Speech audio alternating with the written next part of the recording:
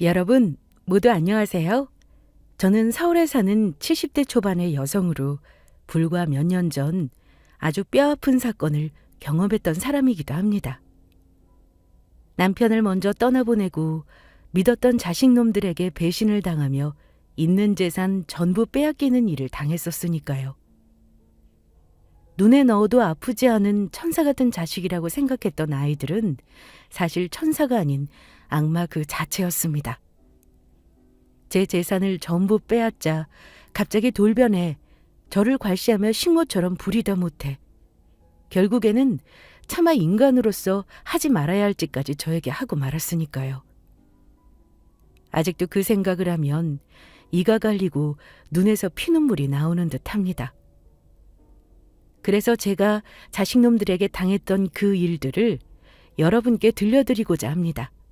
다시는 저 같은 사람이 이 세상에 생기지 않길 바라는 마음으로요.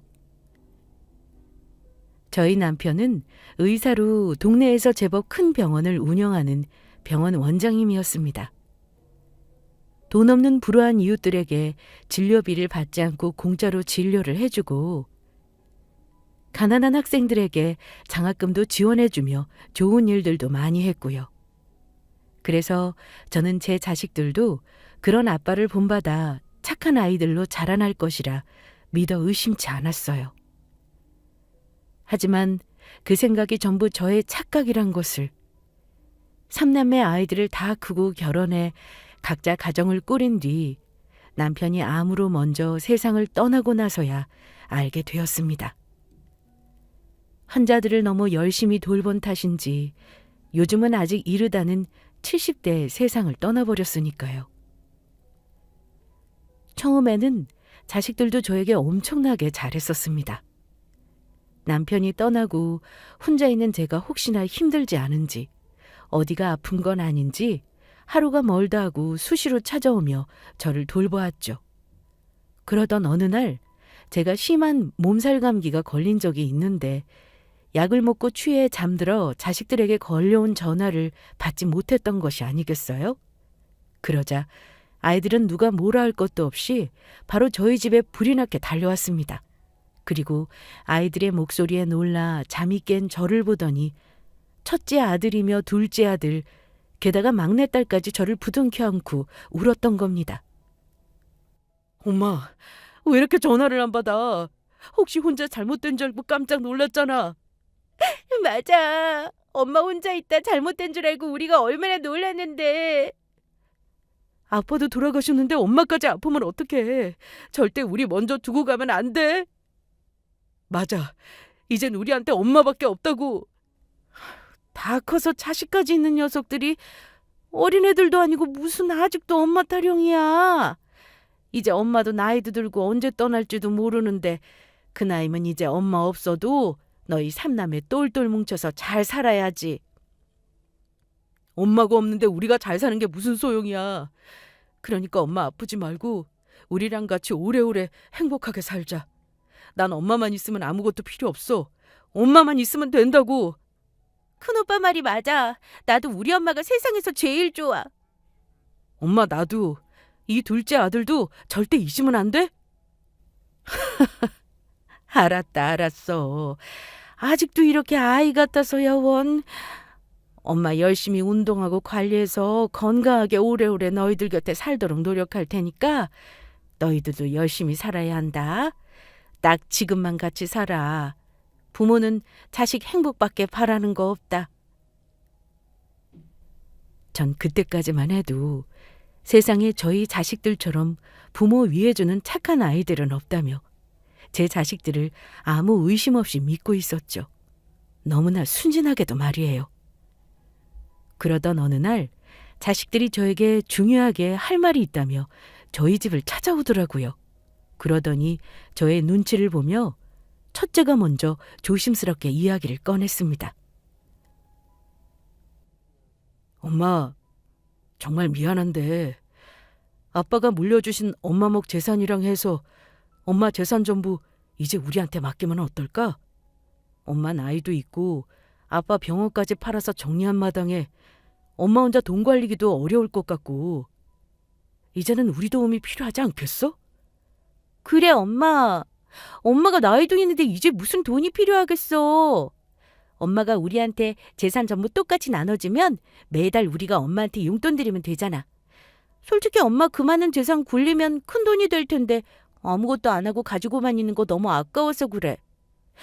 그러니까 엄마, 이제 엄마 재산 전부 우리한테 맡겨주라. 앞으로도 우리가 잘할 테니까. 설마 엄마 우리 삼남매 못 믿는 건 아니지? 앞으로 엄마는 편하게만 있어. 엄마 재산 우리한테 나눠주면 우리가 다 알아서 엄마 잘 모시면서 뭐든 해드릴 테니까. 이참에 엄마 집 팔아서 그것도 정리해서 우리한테 전부 맡기고. 사실 엄마한테 내가 이야기 안 해서 그렇지.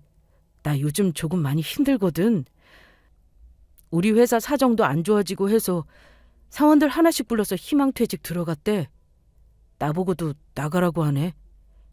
그래서 엄마가 재산 나눠주면 형도 그렇고 회사 관두고 우리 삼남매 같이 사업 좀 해보려고.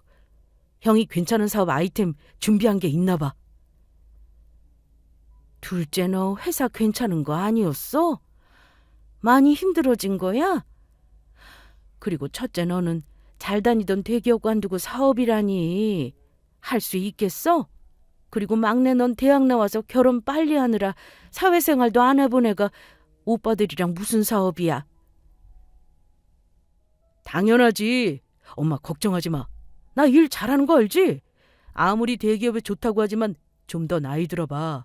그러면 어차피 회사에서도 눈치 주고 오래 못 버티고 나와야 한다고.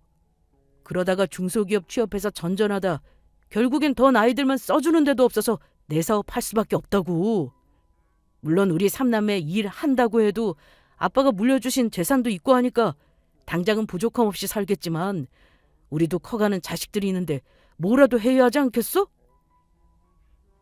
너희들 정말 엄마 재산 나눠주면 잘 살 수 있는 거야? 혹시 엄마가 재산 나눠주고 나면 엄마 힘없다고 괄시하고 구박하는 거 아니지? 엄마는 무슨 그런 말도 안 되는 소리를 해. 엄마가 우리를 어떻게 키웠는데. 우리 삼남매가 그러면 그건 인간이 아니고 쓰레기지. 오빠 말이 맞아. 엄마는 정말 별 걱정을 다 한다. 알았다. 그러면 엄마가 생각해 볼게. 우와, 엄마 진짜야? 역시 우리 엄마 최고. 정말 고마워. 우리가 앞으로 엄마 평생 호강시켜 드릴게. 엄마 지금 한 말 진짜지? 엄마 걱정하지 마. 엄마 돌아가실 때까지 우리 삼남매가 엄마 행복하게 잘 모실 테니까. 아이들이 남편을 닮아 사람들을 사람 살리는 일에 관심을 두고 의사가 되었으면 좋았겠지만 자식 중 그 누구도 남편 하는 일에 관심을 가지는 아이들이 없어요. 남편이나 저나 저희 욕심보다는 아이들 행복이 중요하다는 생각에 특별히 의사라는 직업을 하라며 자식들에게 권하지 않았고요. 물론 남편 병원을 아이들이 물려받았다면 미래 걱정 없이 의사이만 하면 되었겠지만 지금은 그런 상황이 아니니 저 또한 자식들 걱정되더라고요. 남편이 자식들에게 물려준 유산이 있어 남들에 비해 넉넉하게 잘 산다고 해도 자식들에게 가정도 있고 하니 미래가 걱정되는 건 부모로서 어쩔 수 없나 봅니다. 그래서 결국 자식들 설득에 전 제가 살던 집까지 정리해서 자식들에게 제 재산 전부를 똑같이 나누어 주게 되었습니다. 주변에서는 그런 저를 말리며 아이들을 절대 믿으면 안 된다고 했지만 말이에요. 나이가 들면 손에 몇 푼이라도 쥐고 있는 돈이 있어야 자식들이 부모한테 함부로 못한다고 하더라고요. 하지만 전 그런 주변 사람들의 걱정에도 그 말을 귀담아 듣지 않았죠. 다른 자식들은 몰라도 천사 같은 저희 자식들만은 결코 부모를 배신하지 않을 거라 철석같이 믿었던 겁니다. 참으로 바보 같게도. 게다가 제가 집을 정리하는 조건으로 자식들이 번갈아 가면서 저를 데리고 있기로 했는데 서로 먼저 저를 모시겠다고 싸우는 자식들을 보면서 어떻게 자식들이 저를 배신할 거라는 생각을 할 수 있었겠습니까? 그때는 몰랐던 거죠. 제 지인들의 충고처럼 자식이라도 결코 믿으면 안 된다는 것을 말입니다. 그것들이 제 재산을 노리고 순한 양의 탈을 쓰고 저에게 잘해줬다는 걸 그때까지는 순진하게 저만 몰랐던 것입니다. 제 자식들이야말로 부모 재산이나 노리며 뭐든 하는 짐승 새끼들보다 못한 것들인데 말이죠. 그 사실을 재산을 자식들에게 전부 뺏긴 후 몇 달이 지나지 않아 깨닫게 되었지만요. 첫째네 집에 저희 짐들을 두고 3달에 한 번씩 자식들 집을 옮기며 생활하기로 자식들과 약속을 했었습니다. 저희 자식들 모두 약속대로 초반에는 저를 극진히 모시며 잘해주었고요. 늙은 사람이 집도 없이 계속해 사는 곳을 옮겨 다닌다는 것이 편한 일은 아니었지만 그래도 그때까지는 자식들 전부 저에게 잘하고 있었고 나 하나 조금 불편한 것 참으면 된다는 생각이었죠. 하지만 그 생각은 얼마 지나지 않아 바뀌고 맙니다. 제가 아주 땅을 치고 후회했으니까요. 제 재산을 전부 자식들에게 주고 나자 자식들 전부 저에게 대하는 태도가 점점 달라지더니 결국에는 저를 무시하며 구박하기 시작하더라고요. 무슨 노예도 아니고 하나같이 약속이라도 한 듯 저를 가정부 취급하며 부려먹었던 겁니다. 특히 맏아들인 첫째가 저를 가장 많이 괴롭혔습니다. 엄마는 이걸 지금 국이라고 끓였어? 우리 집에 얹혀 살면 어느 정도 밥값은 해야 할 거 아니야. 내가 언제까지 엄마를 봐줘야 하는데? 그게 무슨 말이니? 너희 아빠도 그렇고 엄마 친구들은 엄마가 끓여준 미역국 먹으면 다들 하나같이 맛있다고 하던데 뭐가 맛이 없다는 거야?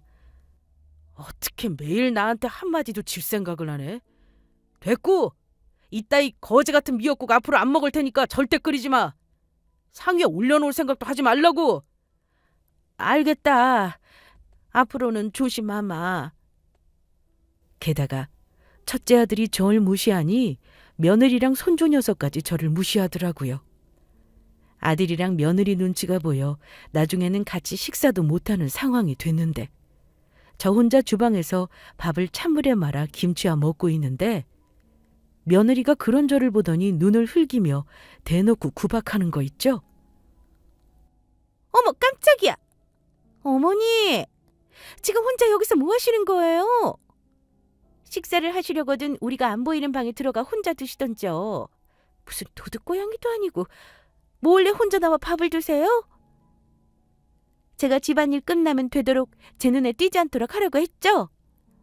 알았다. 미안하다. 다음부터는 조심하마. 오늘 하루 종일 한 끼도 못 먹어서 배가 고파 그랬어. 그놈의 밥 타령. 저 노인네는 언제 죽나 몰라. 아주 귀찮아 죽겠어. 밥 먹는 것도 꼴도 보기 싫다니까. 게다가 막내딸 집에 가면 듣기 싫은 잔소리를 하루 종일 들어야 했습니다. 엄마, 빨래를 어떻게 했기에 내 블라우스가 이렇게 된 건데? 이게 얼마짜리인 줄이나 알아? 이거 명품이라고. 어떻게 책임질 거야? 어떻게 책임질 거냐고. 그러게 내가 세탁소에 맡기라고 하지 않았니? 굳이 못하겠다는 사람 억지로 붙잡아서 시켜놓고 왜 이제와 내 탓을 하니? 아 몰라. 변명 필요 없으니까 이거 엄마 돈으로 전부 물어내. 아빠가 해주신 엄마 결혼 반지를 팔든 어떻게 해서든 전부 물어내라고. 나는 그렇게는 못한다. 정 그럴 거면 앞으로 너희 집 살림 나한테 맡기지 말든가.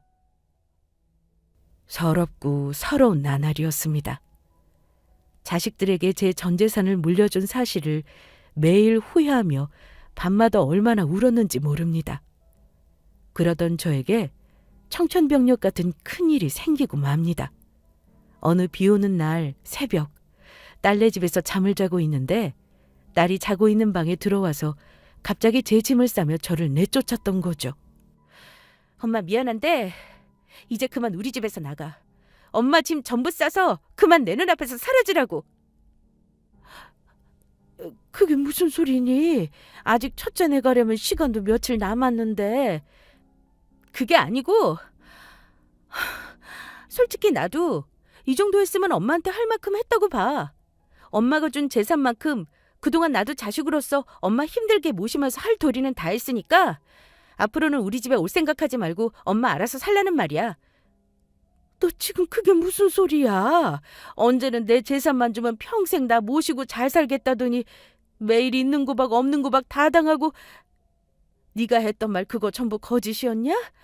너 내 재산 노리고 그동안 나 속인 거였어?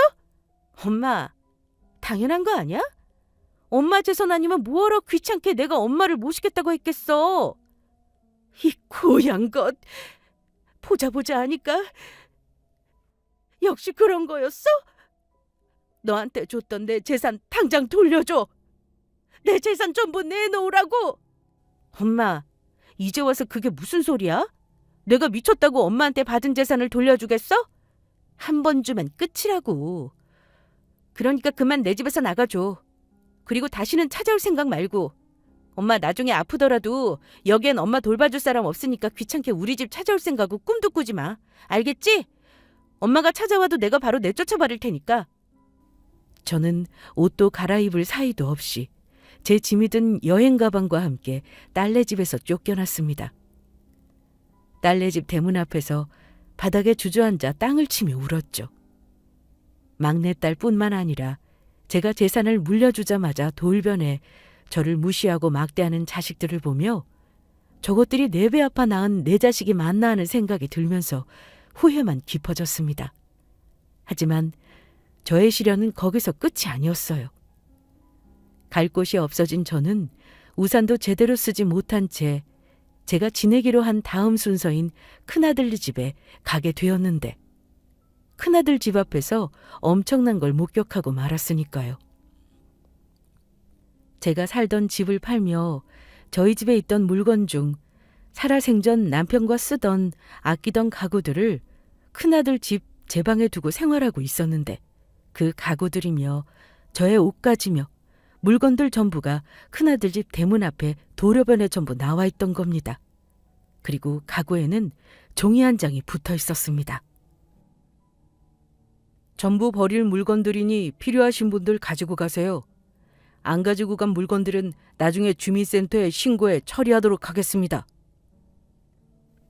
큰아들놈마저 저를 내쫓을 생각으로 저의 짐을 집 밖으로 전부 내놓았던 것입니다.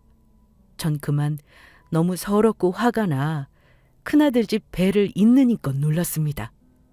주말이라 큰아들네 가족 전부가 집에 있다는 사실을 제가 알고 있는데도 모두 문 열어줄 생각을 하지 않더라고요.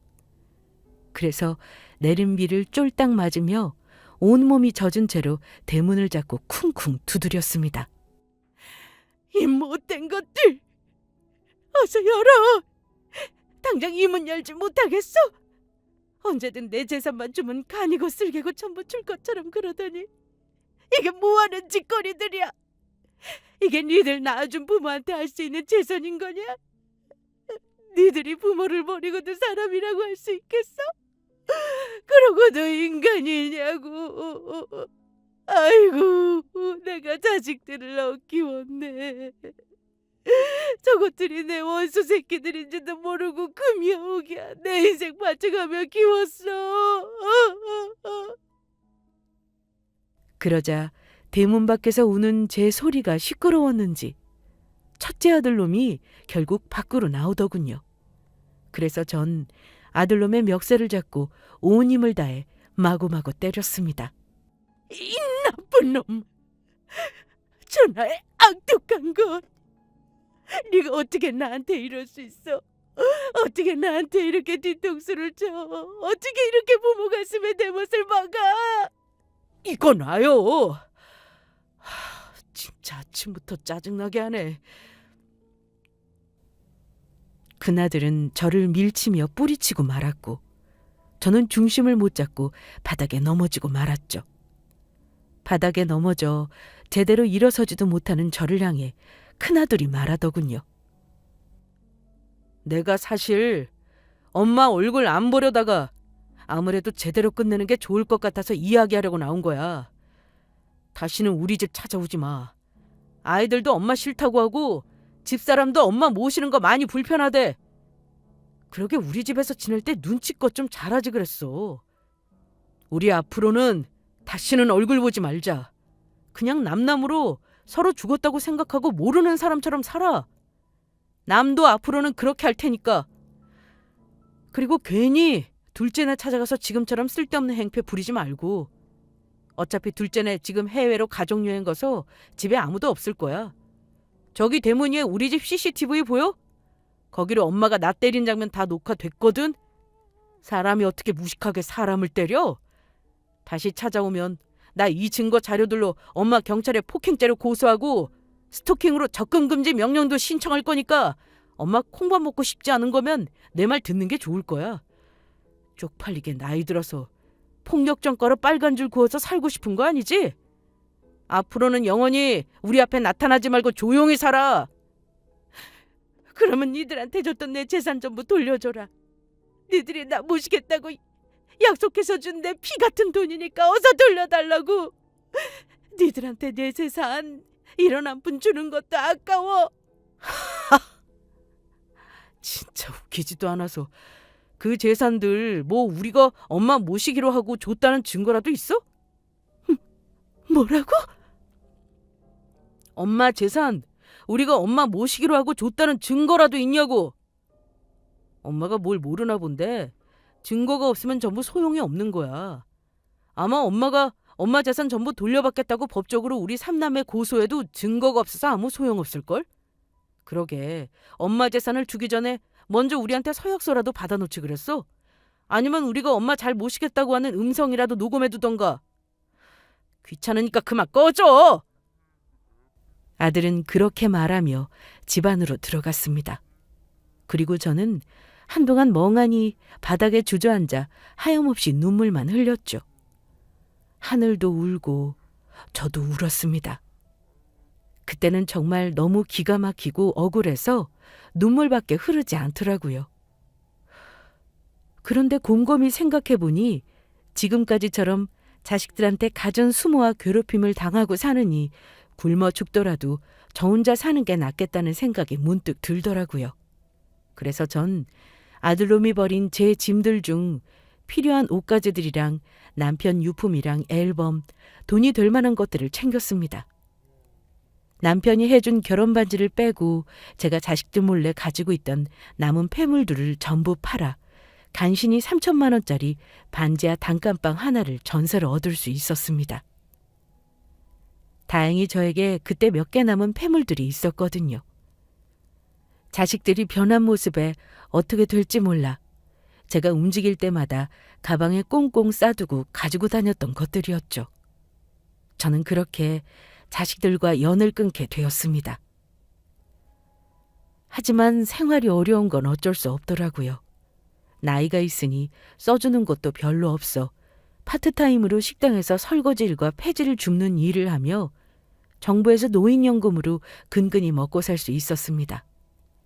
제가 옛날 사람이라 아는 정보가 없어서 그런지 나이가 있고 힘들어 기초생활수급으로 신청을 하고 싶어도 자식들이 재산들이 있으니 그것조차 불가능하더라고요. 그래도 저를 괴롭히던 원수 같던 자식들을 안 보고 사니 마음은 편했지만 또 한편으로는 제가 낳은 자식들에게 당한 배신을 생각하며 큰 울분이 쌓이기도 했습니다. 그저 하루라도 빨리 남편 곁으로 가고 싶은 심정이었죠. 그렇게 서글픈 나날들을 보내며 2년이란 시간이 흐르며 그날도 평소와도 다를 것 없는 평범한 날이었습니다. 없는 형편이지만 남편의 기일이 가까워져 남편 기일을 준비하며 도로 앞 상가 건물들에 쌓인 폐지를 줍고 있을 때였죠. 그런데 어느 큰 건물 앞에서 고급 승용차가 한 대가 멈춰서는 것이었습니다. 그러고는 차 안 뒤 좌석에서 한 중년 남자가 내리더니 제 앞으로 걸어오는 것이었습니다. 그래서 저는 이 앞에서 폐지를 줍지 말라고 뭐라고 하려는지 알고 재빨리 도망가려는데 그 중년의 남자가 저를 불러세웠습니다. 저 혹시 박정미 사모님 아니신가요? 혹시 저 못 알아보시겠습니까? 네? 제 이름을 어떻게... 누구신데 저를 알아보세요? 사모님, 접니다. 최 원장님 병원 앞에서 작은 기계 공장 운영했던 김수광이에요. 네? 김 사장님이시라고요? 아유, 세상에 이렇게 반가울 때가. 어디서 잘 살 거라고 생각하고는 있었는데 이렇게 다시 보니 반갑네요. 사모님, 제가 그동안 얼마나 사모님이랑 최 원장님을 찾아다녔는지 아십니까? 이제야 여기서 뵙네요. 그런데 사모님, 여기서 뭐하고 계세요? 최 원장님은 어디 가시고요? 저에게 말을 걸어왔던 김 사장님이라는 사람은 젊은 시절 저희 병원 앞에서 해외로 수출하는 작은 기계 공장을 운영했던 분으로 저와 남편에게 큰 신세를 졌던 사람이기도 합니다. 그때 한창 IMF가 터지면서 잘 나가던 공장이며 가게며 하나둘씩 망해가던 시절인데 김 사장님네 공장도 다를 바가 없었거든요. 그러다 시간이 지나고 김 사장님 회사도 다른 곳으로 옮기면서 자연스레 서로 연락이 끊기게 되었는데 오랜 시간이 지난 뒤 이렇게 다시 만나게 된 것입니다. 그런데 오랜만에 남편이 살아있던 시절 반가운 얼굴을 봐서 그런지 저는 그만 김 사장님 앞에서 울음을 터뜨리고 말았습니다. 그러자 놀란 김 사장님이 저를 본인의 회사 안 대표 사무실로 데리고 가더라고요. 김 사장님이 차를 세웠던 큰 건물 앞이 바로 김 사장님네 회사였던 거죠. 안 보는 동안 엄청나게 성공한 것인지 김 사장님은 대기업까지는 아니지만 우리나라에서 잘 나가는 유명한 중소기업 회사 대표가 되어 있었습니다.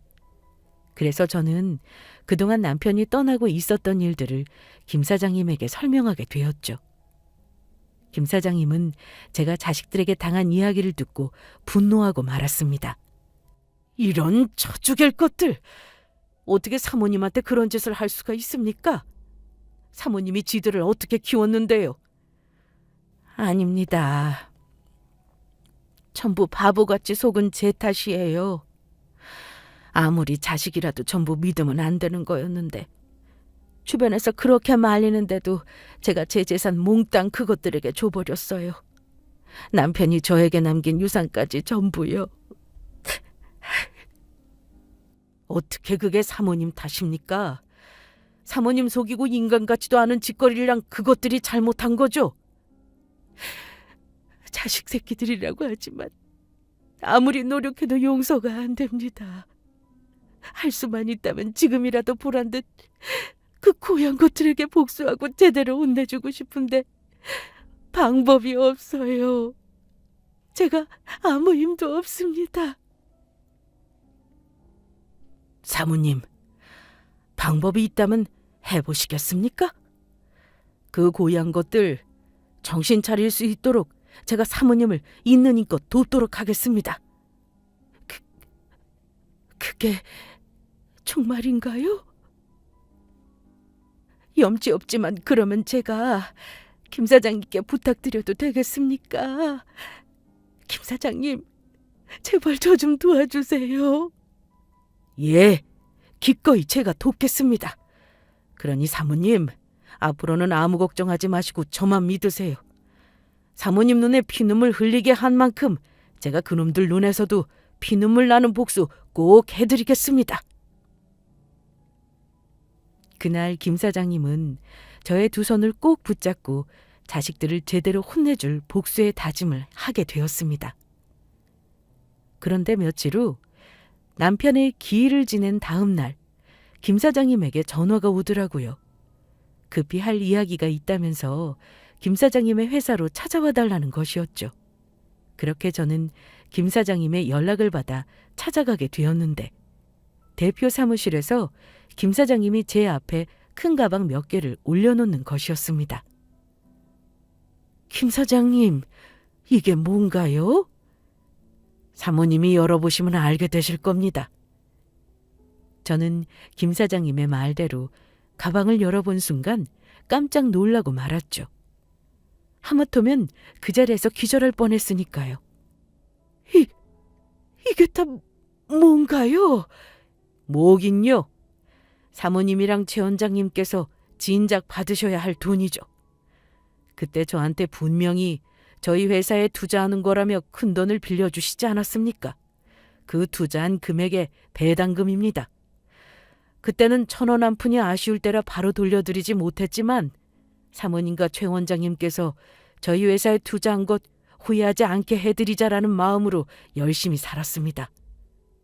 그때 사모님과 최 원장님께서 저희 회사를 도와주지 않으셨다면 지금 제가 어떻게 됐을지 아직도 생각하면 눈앞이 다 아찔합니다. 저희 회사 사모님이랑 최 원장님이 살리신 겁니다. 그러니 이 돈들도 응당 사모님과 최 원장님께서 받아야 할 몫이고요. 그때는 남편이나 저나 받을 생각 없이 도와드렸던 건데 이렇게나 큰 돈을 정말 제가 받아도 되는 건가요? 그럼요. 제가 이래봬도 계산은 정확한 편이라 사모님과 최 원장님이 투자한 금액만큼 정확히 계산해서 드리는 거니 편하게 받으셔도 됩니다. 중간에 연락이 끊기지만 않았어도 좋았을 텐데 나중에 최 원장님이랑 사모님 만나면 돌려드리려고 제가 따로 관리하며 늘 준비해놓고 있었는걸요. 자식들도 부모 싫다고 버린 마당에 김 사장님께서 이런 도움 받아서 어떡해요. 정말 감사합니다. 감사해요. 그리고 사모님 자녀분들에 대해 조사해보니 자녀분들이 운영하는 회사가 자금 사정으로 많이 어려워진 것 같습니다. 초반에만 회사가 괜찮았는지 나중에 갈수록 매출이 하락하면서 지금은 거의 10분의 1 토막이 난 것 같더라고요. 그래서 그 부분을 이용하면 자녀분들을 정신 차리도록 따끔하게 혼내줄 수 있을 것 같습니다. 사모님께서 제 계획에 따라주시겠습니까? 제가 뭘 어떻게 하면 되는 건가요? 그냥 사모님, 저만 믿고 그냥 따라오시기만 하면 됩니다. 김 사장님이 말한 자식들을 혼내줄 방법은 이러했습니다. 김 사장님은 저희 자식들 회사에 투자할 목적으로 만나자고 한 뒤 그 투자를 전부 취소할 생각이었습니다. 그리고 본인의 정체를 밝히고 저희 자식들의 어떤 잘못 때문에 투자를 취소하게 된 것인지 그 이유를 설명한 뒤 정신을 제대로 차리게 할 목적이었습니다. 그렇게 김 사장님은 저희 자식들과 투자 명목으로 몇 번 만나게 되었고 저희 자식들은 김 사장님이 정말로 자신들 회사에 투자해 줄 거라 철석같이 믿고 있는 듯 했습니다. 김 사장님이 저희 자식들 회사에 투자할 마음이 전혀 없다는 사실을 모른 채요. 그래서 김 사장님은 투자 이야기를 마무리 짓는 척 투자한다는 이야기를 취소하기 위해 저희 자식들을 김 사장님 회사로 부르게 됩니다. 그리고 저는 김 사장님 대표 사무실 옆방에서 김 사장님과 저희 자식들이 하는 이야기를 엿듣게 되었죠. 김 대표님, 이렇게 직접 회사까지 초대해 주시고 정말 감사합니다. 그래서 말인데 오늘 중요하게 하실 말씀이 있다는 게 어떤 건지 여쭤봐도 될까요? 혹시 저희 회사에 투자하기로 결정을 내리신 겁니까? 마음을 정하신 거냐고요. 그래만 주신다면 정말 고마울 것 같습니다. 기회만 주시면 저희 정말 열심히 해보겠습니다. 회사를 있는 힘껏 키워서 김 대표님 은혜에 꼭 보답하도록 할게요. 제가 세 분을 부른 건 그 이유가 아니고 아무래도 저희 회사에서 투자하기가 어려울 것 같아서 그 말씀을 드리러 만나자고 했던 겁니다. 저희 회사 말고 다른 투자처를 알아보시는 게 좋을 것 같습니다. 예? 이제 와서 그게 무슨 말씀인가요? 솔직히 말씀드리면 김 대표님 회사 아니면 저희 회사에 투자한다는 회사도 딱히 없고 그러면 정말 저희 회사 끝장이란 말입니다. 완전 망한다고요. 그러니 제발 한 번만 마음을 돌려주시면 안 될까요? 이렇게 부탁드립니다. 네, 김 대표님. 저희 오빠 말이 맞아요. 저희 김 대표님이 회사에서 안 도와주시면 아무 답도 안 나온다고요. 사람 목숨 살린다는 셈치고 제발 저희 좀 도와주세요. 저야 세 분이 한 회사에 투자하고 싶은 마음이야 굴뚝 같지요. 그래서 저희 쪽에서 먼저 연락을 드렸던 거고요. 그런데 이걸 어찌합니까? 저희 회사 대주주님께서 세 분 회사에 투자하는 걸 완강하게 반대하시는데요. 회사의 사업성도 떨어지고 미래성이 없어 보이신다고 하더라고요. 그 대주주란 분은 누구신가요? 저희가 만나 설득할 테니 저희를 직접 만나게 해주시면 안 될까요? 예, 저희가 만나 설득하겠습니다. 지금 비록 회사가 힘들지만 저희 회사가 얼마나 미래 발전성이 있는 회사인지 잘 설명해 드릴게요. 그러면 김 대표님 회사 대주주란 분께서도 분명 마음에 들어 하실 겁니다. 저희 회사에 투자만 해주신다면 모든 최선을 다하겠습니다. 그런데 가능하겠습니까? 대주주님 말씀으로는 그쪽 분들한테 가진 원한이 많은 것 같던데요. 저희 대주주님께서 힘들 때 그쪽 분들이 많이 괴롭히며 힘들게 했다고 하시면서 매우 분노하고 계십니다. 아닙니다. 저희들 어디 가서 죄 안 짓고 착하게 산 사람들입니다. 그러니 대주주분께서 하시는 생각들 전부 오해일 거예요. 그러니까 만나게 해주시면 저희가 직접 만나 그 모든 오해를 풀고 마음도 돌리도록 하겠습니다. 맞습니다. 모두 오해일 테니 만나게만 해주시면 저희가 얼마나 좋은 사람들인지 알게 되실 거고 그러면 당연히 저희 회사에 투자도 해주신다고 말씀해 주실 거예요. 그런가요? 그러면 안 그래도 지금 제 사무실 옆방에서 쉬고 계시는데 직접 만나고 이야기해 보시겠습니까? 정말인가요? 김 대표님께서 그렇게 해주시기만 하면 이 은혜 평생 잊지 않겠습니다. 김 사장님의 말이 끝나고 바로 인터폰으로 비서에게 이야기했고 이제는 제 차례가 되었음을 깨달았죠. 바로 김 사장님이 말한 회사 대주주로 자식들을 만날 저희 차례 말입니다. 사실 전 김 사장님에게 투자했던 돈의 배당금을 받으며 세금을 내고 나머지 뺀 금액으로 제가 살 집과 생활할 돈을 남겨두고 절반을 다시 김 사장님 회사에 투자한 상황이었습니다. 김 사장님이 저를 위해 대주주라고 말씀해 주시긴 했지만 사실 대주주까지는 아니더라도 자식놈들 앞에서 당당하게 설 어느 정도 조건은 갖춘 셈이죠. 김 사장님의 말씀으로는 제가 김 사장님의 마음에서 회사 최고의 대주주가 맞으니 자식놈들 앞에서 대주주라고 말해도 틀린 말이 아니라고 하시더라고요. 저와 제 남편이 김 사장님의 회사를 살려준 은인이라면서요. 저는 바로 김 사장님 비서분의 안내로 바로 김 사장님과 저희 자식놈들이 기다리는 대표 사무실 안으로 들어갔습니다. 그런데 대표 사무실 안으로 제가 모습을 드러낸 순간 저희 자식들은 아주 놀라 자빠질 표정을 하고 있더라고요. 엄마가 여길 어떻게... 엄마가 여기는 무슨 일이야?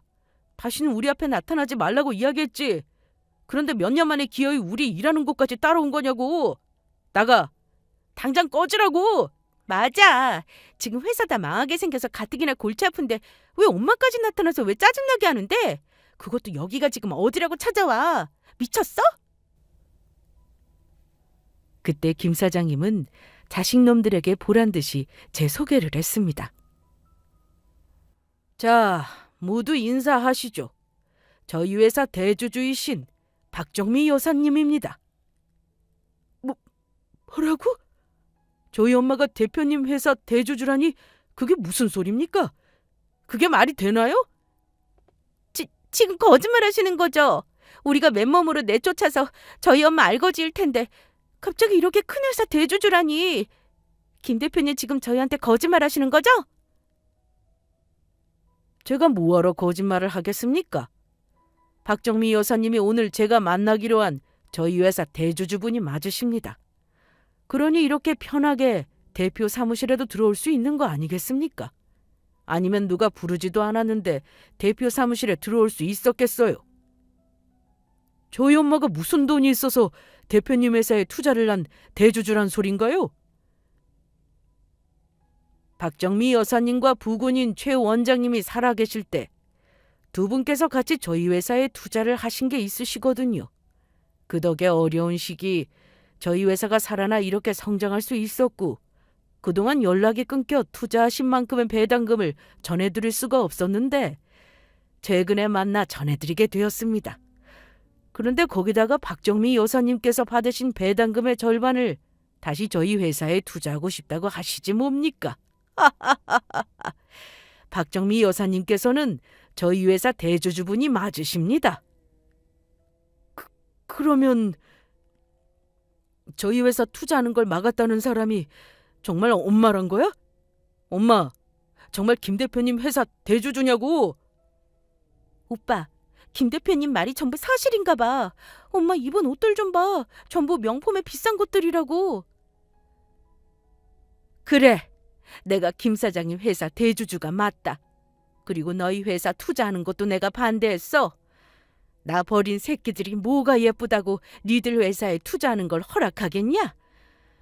내 눈에 흙이 들어와도 김 사장님이 너희 회사에 투자하는 일은 영원히 없을 거다.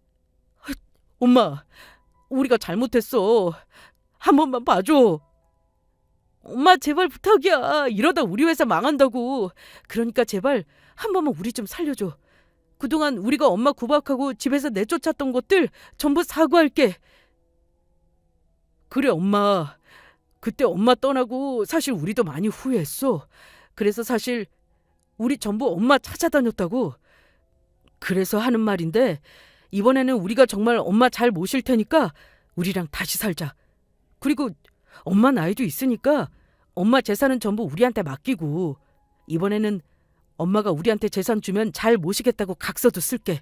법적으로 공증도 받자. 오빠 말이 맞아 엄마. 그까지 돈 많아봤자 뭐해. 가족들이 같이 오순도순 사는 게 최고지. 엄마 재산 전부 주면 이번에는 우리가 확실하게 엄마 모실게. 웃기고들 자빠졌네. 이제 와서 감히 뻔뻔하게 누구한테 매달리는 거야? 저는 제 앞으로 와 저를 붙잡고 애원하는 자식들을 노려보다 테이블 위에 놓인 커피를 들어 자식들 얼굴에 뿌렸습니다. 그리고 있는 힘껏 새 자식 놈들의 뺨을 후려쳤죠. 그 말을 믿을 것 같으냐? 내가 한 번 속지 두 번은 안 속아. 니들은 나한테 어떻게 했는데? 니들한테 속아서 내 있는 재산까지 전부 털리고 니들 노예처럼 살다가 결국 길바닥으로 쫓겨났어. 그때 내 눈에서 피눈물이 흘렀어. 그래도 혹시나 하는 마음에 1년 동안은 전화번호도 바꾸지 않고 니들 전화 기다렸다. 그런데 뭐? 날 찾기는 언제 찾았다고 그래? 이 짐승보다 못한 것들. 짐승들도 자기 거둬준 은혜는 아는데 너희들은 키워준 은혜도 모르니 인간도 아니다. 내가 죽어서 저승에 가서 니들이 했던 짓 전부 잊지 않을 거야. 니들이 예전에 나한테 그랬지? 서로 모르는 사람으로 살자고. 그 말 내가 다시 니들한테 그대로 돌려주마. 우리 앞으로도 쭉 계속 모르는 사람으로 살자. 니들이 나 집에서 내쫓았을 때 이미 그때 내 자식들은 전부 죽은 거니까. 아니, 처음부터 난 자식 같은 건 없었다. 제 말이 끝나기가 무섭게 김 사장님은 다시 인터폰을 켰습니다. 정비서, 여기 잡상인들이 들어와서 행패 부리고 있으니까 보안요원들 불러서 이 사람들 전부 내쫓으라고 하세요. 김 대표님, 저희가 잘못했습니다. 예, 저희가 잘못했으니까 제발 저희 엄마 좀 알려주세요. 내가 미쳤다고 너희들을 도와줘?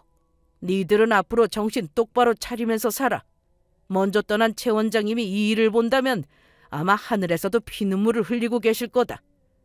도둑놈들도 아니고 어떻게 부모를 속여 있는 재산 다 빼앗고 내쫓을 수가 있어? 그게 날공덕 아니면 뭔데?